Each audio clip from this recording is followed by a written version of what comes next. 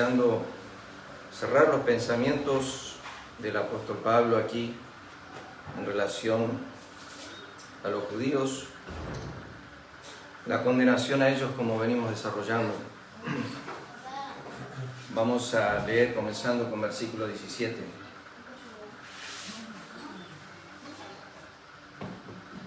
Romanos 2:17. He aquí tú tienes el sobrenombre de judío, te apoyas en la ley, te glorías en Dios. Parecen ser todos términos genuinos y legítimos que Pablo utiliza. Estaba utilizando como un medio de lo que ellos creen.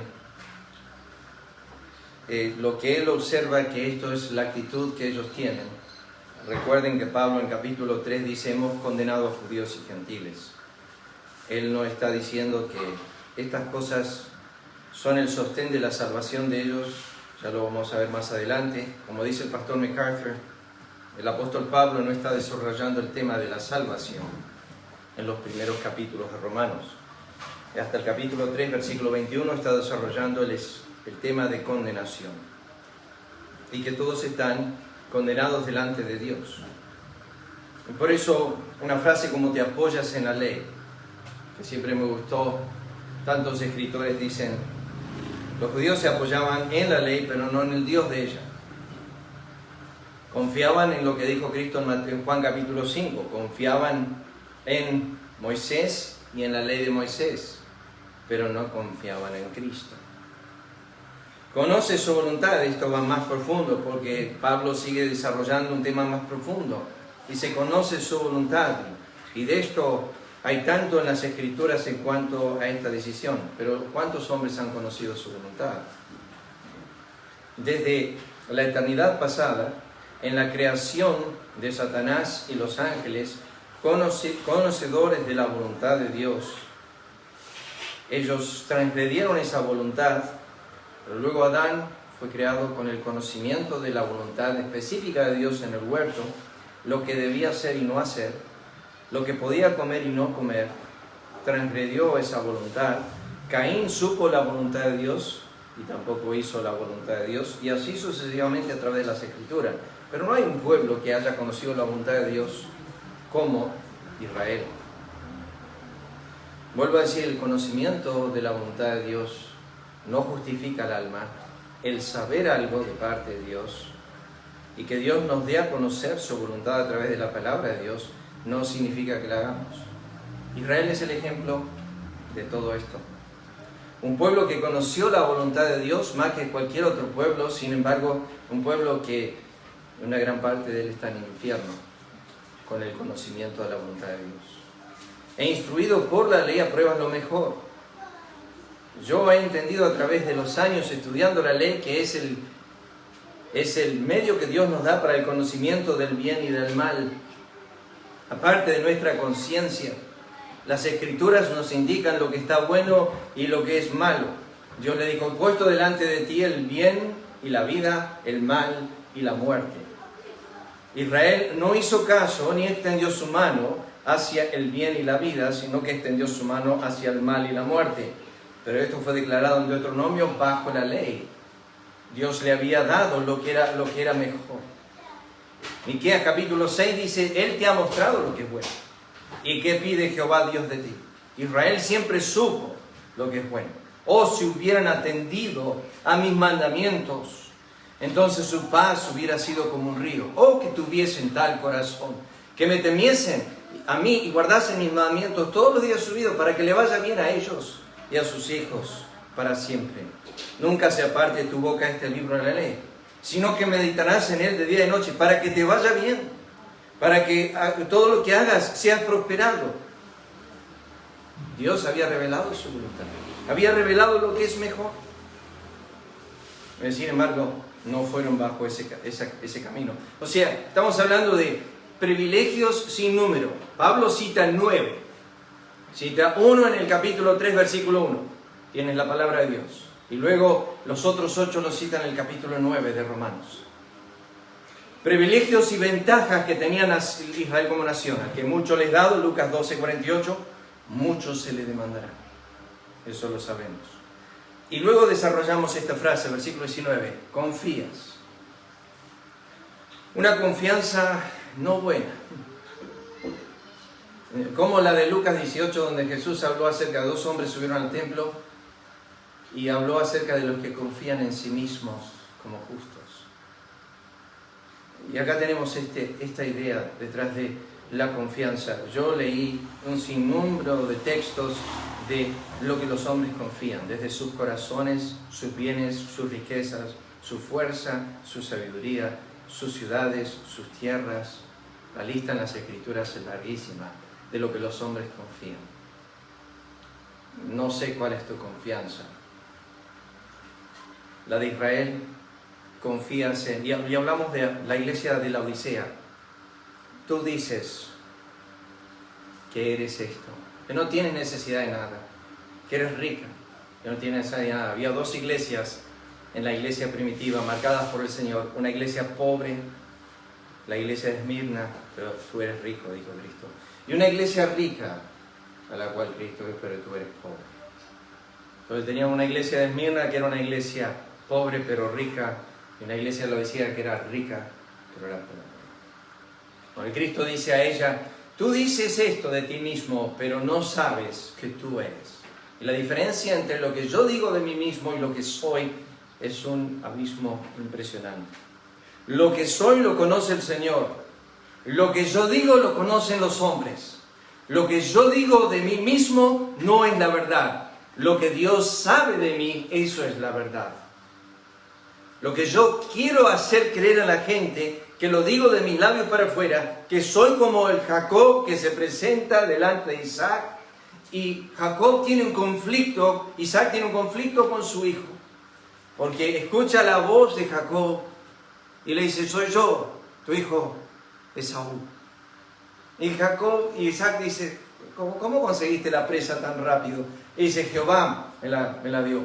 Me empezó a mentir a dos manos. Entonces, ahí en ese momento, Isaac dice, acércate a mí, por favor. Y se acerca y lo toca, y bueno, la madre se había encargado de vestirlo con ponerle pieles de animales para que sea velludo, porque su hermano era velludo y él no era así, entonces lo va tocando, y Isaac dice, la voz es la voz de Jacob, pero las manos son las manos de Esaú. Y si tengo un conflicto porque lo que decís no es lo mismo que sos o haces. Tus manos son diferentes a tu voz. Lo que estás diciendo no se compara con lo que estás haciendo. Esa es la ilustración del Antiguo Testamento, ya lo dije varias veces, pero vuelvo a recapacitar sobre esto. Las tiendas del tabernáculo, las cortinas afuera, tenían la misma medida que las cortinas de adentro. O sea que lo externo medía igual que lo interno. Eso significa que Dios, lo que es por fuera, es lo mismo por dentro. Nosotros adentro no medimos igual que afuera. Nosotros vestimos muy bien afuera y tenemos una tremenda apariencia de piedad, pero por dentro somos cualquier otra cosa. Fíjense lo que dice el versículo 19, y esto es interesante, Pablo desarrollando este tema. Confías en que eres, va la esencia del corazón. Esto es lo terrible. Yo ya dije, voy a desarrollar esto, pero que eres guía de los ciegos. Hay una diferencia grande entre la ley y la gracia, lo dije la semana pasada. La ley, lo que Pablo está diciendo acá es que guía al ciego, nunca le abre los ojos. El Evangelio hace que el ciego vea. Hay una diferencia grande. Eres luz a los que están en tinieblas. El Evangelio saca de las tinieblas a la luz. O sea que lleva de una situación de tinieblas a una situación de luz. Tres cosas impactantes del mensaje de Pablo que recibió de parte de Cristo. Era eso. Que abra sus ojos, que los saque de las tinieblas a la luz, del poder de Satanás a Dios. Eso es, yo dije, es inmediato. Es una obra de continuo. Se ve en la vida de conversión de un creyente.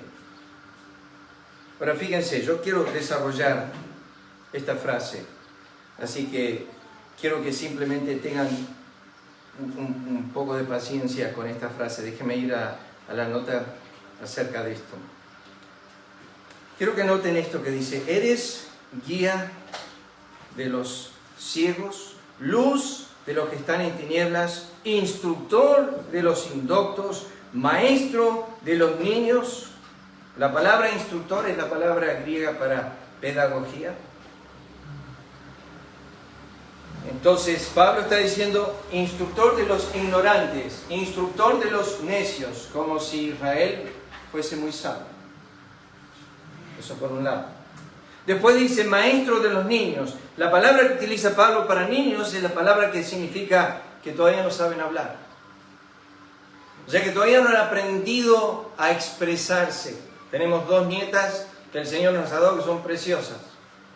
Pero la verdad es, la más pequeña, la de Sami, habla el idioma de bebé.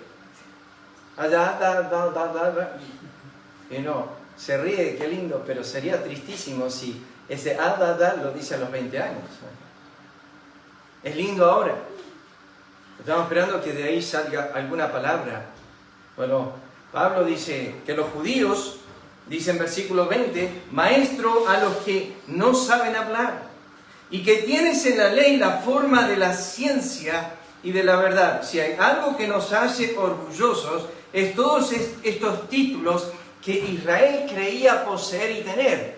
Confías en que eres. Lo interesante es que la palabra griega que Pablo utiliza para guía se utiliza 5 veces en el Nuevo Testamento y siempre en la forma negativa. 5 veces utiliza la Escritura este término. Vamos a ir a los textos. Vayan a Mateo capítulo 15, versículo 14. Ya vuelvo a decirles, 5 veces Pablo utiliza el Nuevo Testamento, utiliza esta palabra griega. Primero Mateo capítulo 15. En este contexto de Mateo capítulo 15 tenemos los fariseos y los escribas acercándose a hacer preguntas al Señor. Y nos dice en el versículo 8, el Señor dice, este pueblo de labios me honra, mas su corazón está lejos de mí. Y luego dice versículo 14, ellos se ofendieron con esta palabra. Los discípulos se acercaron, versículo 12, dijeron, entonces acercando a sus discípulos, dijeron, ¿sabes que los fariseos se ofendieron cuando oyeron esta palabra? Lo que Cristo había dicho de ellos. Entonces Jesús responde en versículo 13, toda planta que no plantó mi Padre Celestial será desarraigada. Dejadlo, son ciegos, guías de ciegos. Son ciegos, guías de ciegos. La palabra guía es una palabra compuesta griega que significa guiar por el camino o guiar por un sendero. Mi padre años atrás estaba yendo, le había contado a alguien, estaba yendo con un ciego, estaba llevándolo de un lado de la ciudad a la otra. Y mientras estaba yendo, el hombre se llamaba en inglés Ralph. Le dice a mi papá, Ronaldo, decime la verdad, vos tampoco ves. Mi papá se gira y lo mira y dice, Ralph, vení al asiento del volante y maneja vos. Y Ralph dice, no puedo. Dice, papá dijo, ¿por qué? Porque no veo. Bueno, dice, entonces debes creer que yo sí veo. Y yo te puedo llevar porque yo sí veo. Pero si yo te doy volante a vos, en pocos minutos vamos a estar en un serio accidente, porque tú no ves. Cristo dijo de los que se creían ver, dijo, son ciegos. Pablo dijo, confían en que eres guía de los ciegos. Sigamos leyendo, Mateo capítulo 23. Mateo capítulo 23. Dije que aparece 5 veces en el Nuevo Testamento esta palabra, guía. Mateo 23, versículo 16. Dice, ay de vosotros guías ciegos, que decís, si alguno jura por el templo no es nada, pero si alguno jura por el oro del templo es deudor. Recuerden que 5 veces Cristo llama a estos fariseos, fíjense el versículo 17, insensatos ciegos, versículo 19, necios y ciegos, versículo 24, guías ciegos, versículo 26, fariseo ciego. Parece que este es un término que Cristo utiliza para con la nación de Israel que se cree que ve. Le digo la verdad, queridos hermanos, Este es un tema, el tema de la ceguez en la Biblia va juntamente para con los creyentes y los no creyentes. El creyente comienza a ver lo que no ve. El apóstol Pablo está escribiendo una carta a la iglesia de Éfeso. Escuchen bien. Y empieza en el capítulo 1 hasta el versículo 14 con una descripción de las bendiciones de Dios para con el pueblo de Dios. Y cuando acaba de describir esas bendiciones, que son una multitud, y son incomprensibles, y que van a la eternidad pasada, y que apunten a la eternidad futura, cuando termina el versículo 14, baja la pluma de inspiración, la deja ahí en el escritorio, y se arrodilla. Y dice, por esta causa, doblo mis rodillas ante el Dios y Padre de nuestro Señor Jesucristo, para que los ojos de vuestro entendimiento sean iluminados. Estaba diciendo Pablo a la iglesia de Éfeso. Ustedes no ven.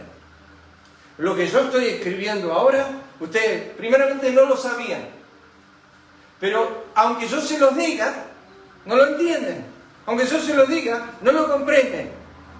Cristo dijo, tengo muchas cosas que deciros en Juan 16, pero no las podéis sobrellevar ahora. Mas cuando venga el Espíritu de verdad, Él os guiará a toda verdad. Es muy diferente a los ciegos, guías de ciegos.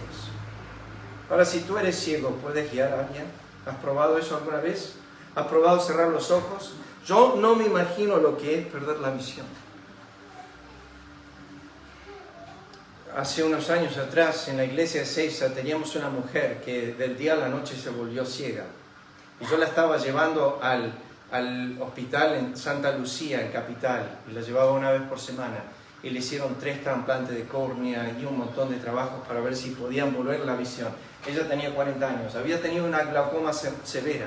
Y el doctor me explicó, esto es como agarrar un cuadernito de esos blancos y ponerle la gotita en cada hoja. Y después cerrarlo. Y después querer despegar cada hoja que no se rompa. Dice, la glaucoma severa fusiona el ojo de tal forma que queda todo pegado y ya no se puede producir más visión. Y dijo, hay una herramienta en Alemania que pueden poner al ojo, al nervio óptico, para que pueda ver. El ojo en sí, en realidad, es una extensión del cerebro mismo. Ese nervio del ojo, que tiene más o menos 9 millones de nervios, recorre hacia atrás y va hacia el cerebro. Nosotros en realidad estamos mirando con el cerebro. Es todo electrónico nuestro sistema. Es impresionante como Dios nos hizo. Sí, sin embargo, esa mujer dice que de repente tenía muchísimo dolor y sufría mucho dolor. Y le dijo al marido, llévame por favor al hospital, que tengo mucho dolor. Y el marido desistió y pasaron unas semanas. Y a la tercera semana de repente bajó el micro de venir a trabajar y negro, se le puso la pantalla negra. Y no vio nunca más. Y tenía 8 hijos y algunos pequeños. Y no pudo ver más. Y hasta el día de hoy ella no ve más. Perdió la visión. Yo me acuerdo cuando yo iba a visitarla a la casa, le llevábamos alguna comida que necesitaban, porque era una familia con bastantes necesidades. Yo me acuerdo cuando iba a la casa, ella prendía la pava y para testear si estaba prendido el fuego, ponía la mano arriba del fuego. Porque ella no veía. Y yo decía, te estás quemando. No, ya estoy acostumbrado, dijo.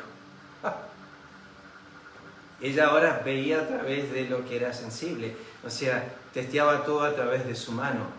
Ciego, guía de ciego. Fíjense el otro texto, Mateo, vamos a Hechos capítulo 16, el otro está en Mateo, ya lo leímos en Mateo 23. Hechos el capítulo 1, versículo 16.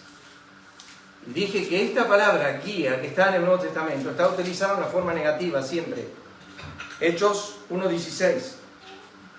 Dice la Escritura, vosotros, varones hermanos, era necesario que se cumpliese la Escritura en que el Espíritu Santo habló antes por boca de David acerca de Judas, que fue guía de los que prendieron a Jesús. Y después se encuentra en Romanos 2:19. O sea que nosotros leemos, eres guía, estás llevando por el camino, y Cristo, Pablo utiliza esta palabra no en una forma positiva, sino en una forma negativa. Y yo hago una pregunta esta mañana. ¿Qué clase de guía eres a tus hijos? No es para traer convicción, no es para... Simplemente pregunto, ¿qué clase de guía eres? Yo pregunto, ¿ellos están viendo tu vida antes de oír tus palabras? Lo sabes eso. Ellos contemplan nuestras vidas, sus ojos están sobre nuestras obras mucho antes que nuestras palabras entren a sus oídos. Pablo lo dijo de esta forma. Vayan a Filipenses, el capítulo 4, un momento. Y Pablo vivía delante de los creyentes. Él lo dijo repetidas veces en sus epístolas. Pero noten lo que dice en Filipenses, el capítulo 4, versículo 8. Dice, por lo demás, hermanos, todo lo que es verdadero, todo lo honesto, todo lo justo, todo lo puro, todo lo amable, todo lo que es de buen nombre, si hay virtud alguna, si algo digno de alabanza, en esto pensad. Lo que aprendisteis, recibisteis, oísteis y visteis en mí, esto haced. Si ustedes no vieron lo que yo estoy enseñando, Pablo dijo, en mí, no lo hagan. Sin embargo, Cristo habló de los fariseos y escribas y dijo, se sientan en la cátedra de Moisés, haced lo que ellos dicen, pero no hagáis lo que ellos hacen, porque ellos dicen y no hacen. No hay un ejemplo a seguir. Lo que están diciendo es verdad, sigan lo que dicen, pero no sigan lo que hacen, porque ellos dicen y no hacen. Son ciegos, guía de ciegos. El problema, ¿saben cuál es, hermanos? Que el problema es, mi pregunta es esta mañana, ¿cuánto amas la Biblia? Yo te puedo decir más o menos la medida de tu amor por la Biblia, por el tiempo que pasas en ella. Y cuando digo la Biblia, no estoy hablando del libro, porque como creyente la Biblia pasa a ser más que un libro, pasa a ser la palabra de Dios. ¿Y por qué digo esto? Bueno, fíjense en Apocalipsis, ya lo hemos leído, pero capítulo 3, versículo 17. Un momento, fíjense esto. Estamos hablando de la visión. Eres guía ciego, guía de ciego. Pero quiero hablar acerca del creyente y qué visión tiene. En Apocalipsis 3, versículo 17, Cristo le dice a la iglesia, porque tú dices, yo soy rico y me he enriquecido, y de ninguna cosa tengo necesidad. Y no sabes. Eso es terrible. Me acuerdo cuando mi papá bajó años atrás, ya lo dije esto otras veces, pero mi papá bajó una mañana de su tiempo con el Señor y me dijo, el Señor me habló a través de Apocalipsis 3, versículo 2. No he hallado tus obras perfectas delante de mí. Yo dije, sí. Dios le dijo a su papá, entonces Dios ni me habla a mí directamente. Soy un desastre. Si Dios dijo, tus obras no están perfectas delante de mí, ni sé lo que me está diciendo Dios en cuanto a mí. Pero fíjese lo que le dice a la iglesia. ¿No sabes que tú eres desventurado, miserable, pobre, ciego y desnudo? Por tanto, yo te aconsejo que de mí compres oro refinado en fuego para que seas rico, vestiduras blancas para vestirte y no se descubra la vergüenza de tu desnudez, y unge tus ojos con colirio para que veas. Te puedo decir esta mañana que quizás tú eres un impío que no ves y crees que ves, o un creyente que no ves. ¿Cómo sé yo eso? Bueno, yo no te voy a preguntar cuánto tiempo dedicas a la lectura diaria. Eso es algo entre tú y el Señor. No te voy a preguntar cuánto tiempo pasas a solas con el Señor diariamente. Y no busco un horario, un tiempo, pero yo estoy seguro que lo que tú amas, pasas tiempo en eso. Como lo que yo amo, paso tiempo en eso. ¿Por qué digo esto? Porque el salmista, vayan al Salmo 119 un momento, porque quiero que noten este texto. El salmista en Salmo 119 expresa su amor por la ley y lo dice en esta frase. Fíjense en el versículo 97 del Salmo 119. Y el Salmo 119 es todo un tema de la Biblia, o sea, de la ley de Dios. Y dice en el versículo 97, oh, cuánto amo yo tu ley. ¿Cómo lo expresa? Todo el día es ella mi meditación. Dice, yo paso todo el día pensando en lo que dice la Biblia. Bueno, cuando yo miro al salmista y veo su devoción por la palabra de Dios, digo, wow, este hombre ve. Pero fíjense lo que dice el Salmo 119, versículo 18. Esta es su oración. Abre mis ojos y miraré. Él se da cuenta que él no ve. Este es el tema que yo cuando voy a las Escrituras hay algo que me doy cuenta, y es que yo no veo, que yo no tengo percepción. Yo tengo algunas cosas anotadas acá que simplemente, como siempre hago, se las quiero leer. Quiero que me escuchen un segundo. Sé que hace calor y ya vamos a terminar, pero escuchen esto. Isaías 42:7 dice: para que abras los ojos de los ciegos, para que saques de la cárcel a los presos, y de casa de prisión a los que moran en tinieblas. Guiaré a los ciegos por caminos que no sabían, les haré andar por sendas que no habían conocido. Delante de ellos cambiaré las tinieblas en luz, lo escabroso en llanura. Estas cosas les haré, no los desamparé. Sordos oíd, y vosotros ciegos, mirad para ver. Pero Dios dice de Israel: sus atalayas son ciegos, todos ellos ignorantes, todos ellos perros mudos, no pueden ladrar, soñolientos, echados, aman el dormir. Palpamos la pared como ciegos, andamos a tientas como sin ojos, tropezamos a mediodía como de noche, estamos en lugares oscuros como muertos. ¿Por qué andarás, hijo mío, como ciego con la mujer ajena, y abrazarás el seno de la extraña? Siempre me ha resultado interesante lo que la Biblia remarca en cuanto al adulterio. La Biblia dice que el que comete adulterio es un hombre que le falta entendimiento. El entendimiento está asociado a los ojos en la Biblia, que abra los ojos de vuestro entendimiento. O sea que el que le falta entendimiento, le falta visión. Al que le falta entendimiento, él es una persona ciega.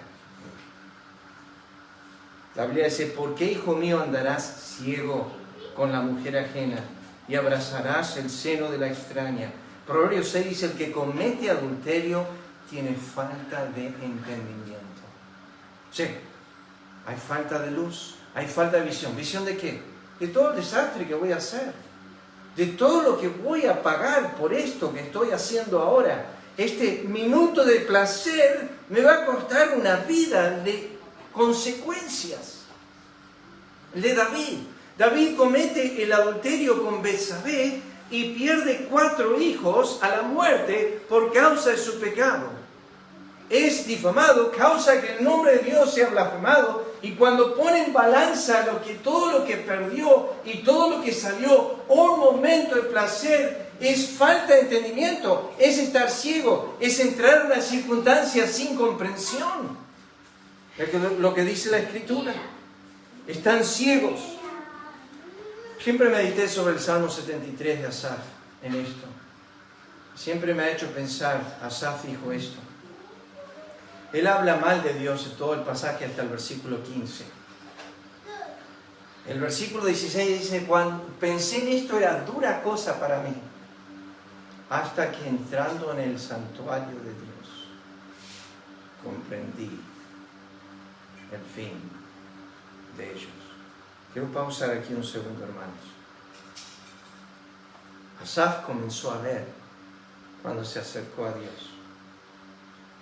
Lejos del trono, fuera de la presencia de Dios, parecía ver, pero todo mal. Yo lo he dicho otras veces, no voy a romper esta hoja. Pero si yo partiría esta hoja acá, al medio, ¿ok? Quedaría este pedazo y este pedazo. Y yo encuentro la mitad de esta hoja en el piso, solo la mitad. Y la levanto y leo un poquito de letra y no sé lo que estaba acá de arriba ni acá abajo. Eso es lo que se llama la doctrina de la providencia de Dios.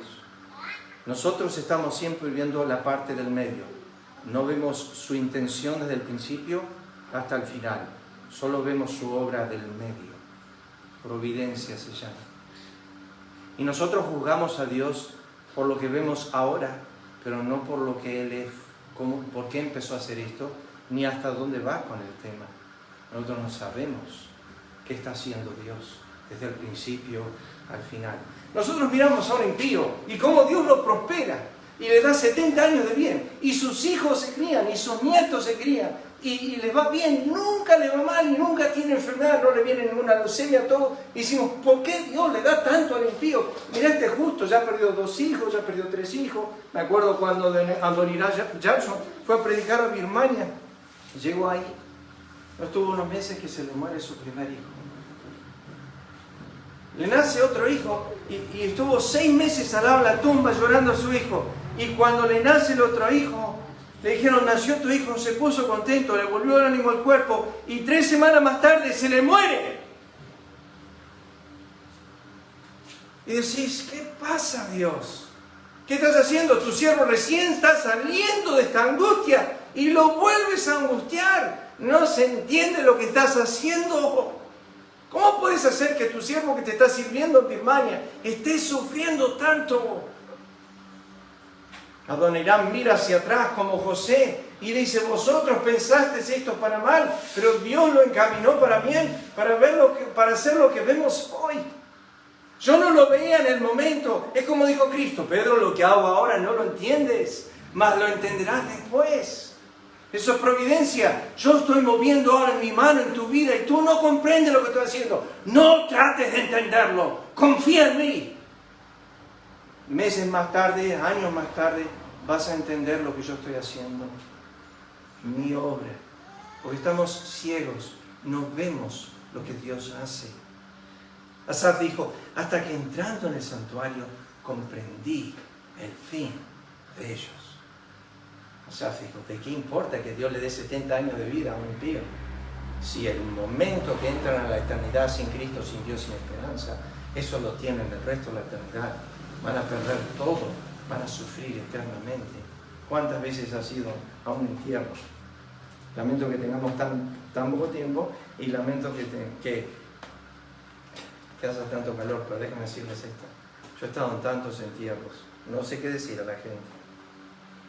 Ahí está la persona, yo lo conocí, no tuve una relación con Cristo, he estado ahí en el entierro y la gente viene al lado, se para al lado y la gente habla necedades muchas veces ahí en ese lugar.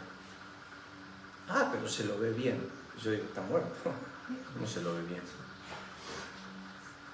Se lo ve bien, te dice la gente a veces. Se lo ve bien. Bien muerto está. Pero me acuerdo, tanta gente dice, bueno, por lo menos ahora descansa. Y yo digo en mi corazón, ojalá.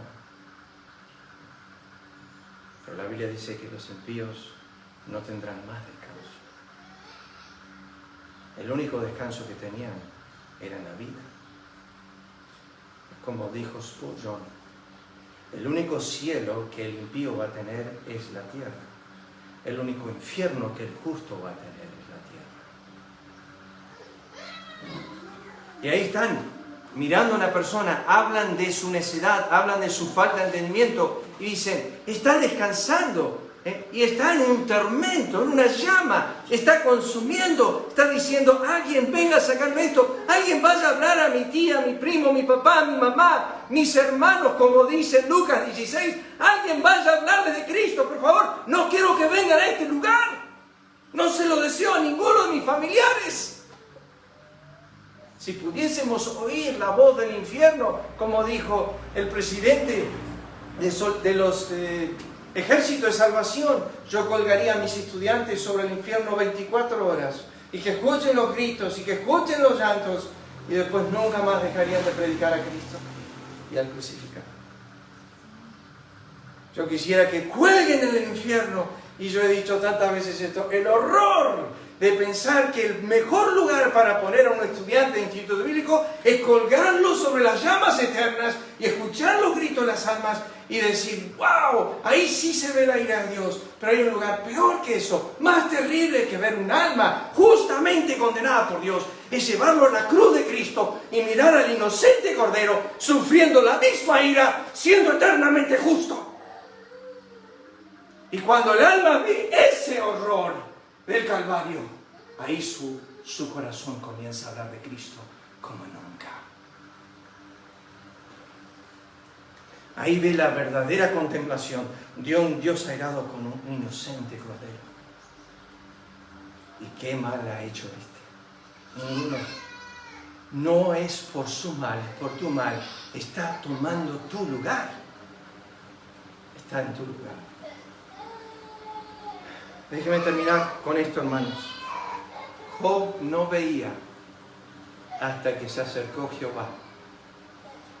Déjenme decirles esto.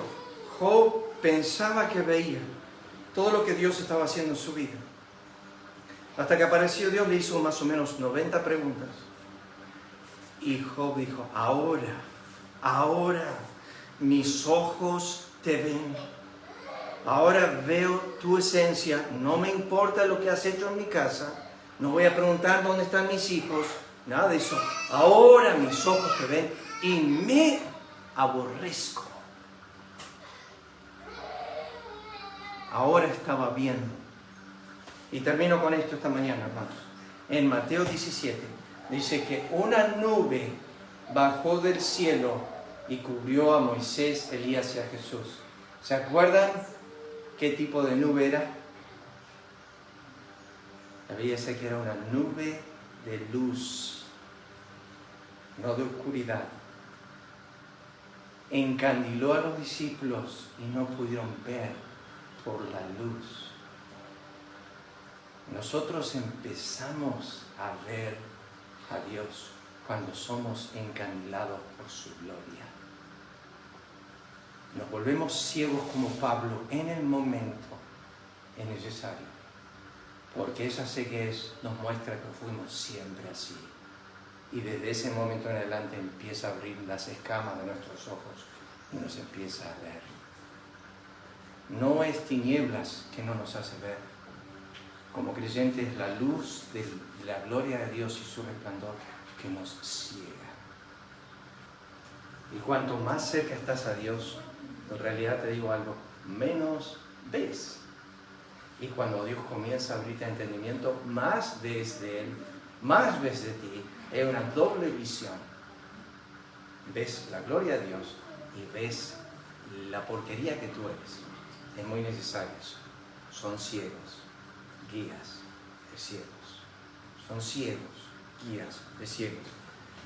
Si tú dices, he aquí veo, seguramente no es así. Necesitamos ver lo que Él ve en nosotros.